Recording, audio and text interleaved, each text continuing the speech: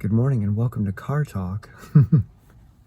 I'm doing some more listening to the master and his emissary before I head upstairs to work.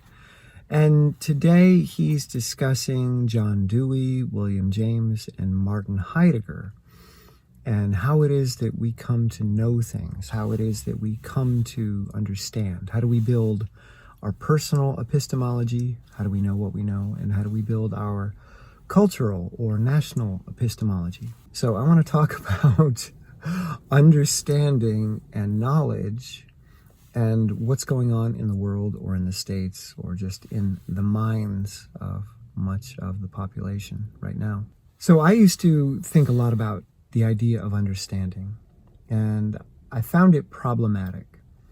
And naively, I broke that word into two components, under and standing. And I created this metaphor where there is somebody taking a stand, somebody taking a risk, somebody with skin in the game, and then there's everybody else watching, the observers. And we have largely an observer culture now. Most people just watch. They consume media, but they don't take stands. And because we're watching someone take a stand and we're getting a news feed about it, certain bits of information are going to trickle down into the part of our brain that likes to categorize, that likes to assemble really simple, cut and dry conceptual containers. So I'm not taking the stand, I'm underneath it, and this data is trickling down into me, and I'm like, let me put that together, and oh, I understand what that is. So what we've essentially done is assumed that the bits of data that are trickling down to us are the relevant pieces, and that their isolation from context is not problematic, and that our own biases are not altering how we perceive that data or how we categorize that data as we assemble it into a larger category. I know this is confusing, but just bear with me. So we build these mental constructs, we think we understand, but we haven't taken the stand. So to me, understanding has always meant not that I've arrived at truth, but that I've arrived at a simple shortcut, a container, some kind of conceptual box that I can put something in. It's like, I get it. I don't have to worry about it anymore. I don't need to look for more evidence, more data. I don't need to count more votes. I already got it figured out. I already know who won. So we're done. I understand. But upon later investigation, I discovered that the word under in understanding does not mean underneath. It does not mean below. It means among.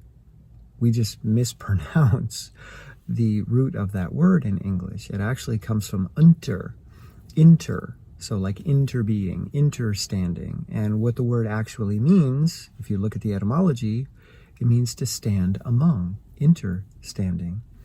So this is a very right hemisphere process of standing among, being empathetic, absorbing the context, absorbing the big picture, absorbing the emotional relevance, not simply the categorical data that we are parsing from that experience by watching it.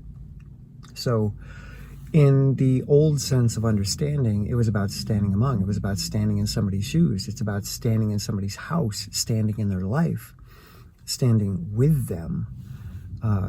Compassion means to suffer together. Calm means with or together. Passion is suffering.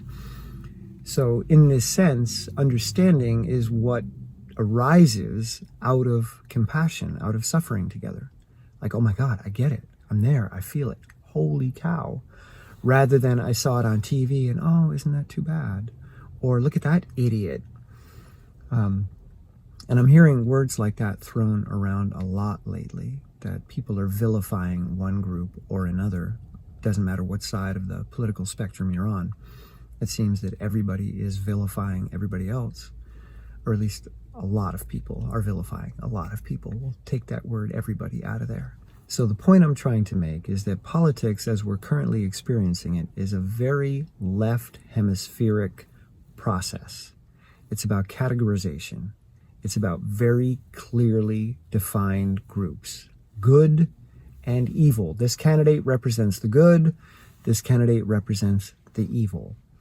And these categories are beyond oversimplified because we're not looking at the context.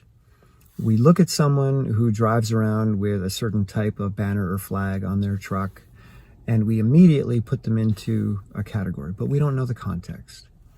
And because they are now in that category, we won't even allow for the context, because the left hemisphere hates context. It hates the bigger picture because it takes time. Oh my God, you mean I got to spend time with this person? I've got to really consider them deeply. I've got to let their life kind of soak into mine. I've got to marinate with this person. Yeah, that's how you come to true understanding. That's how you get along in society.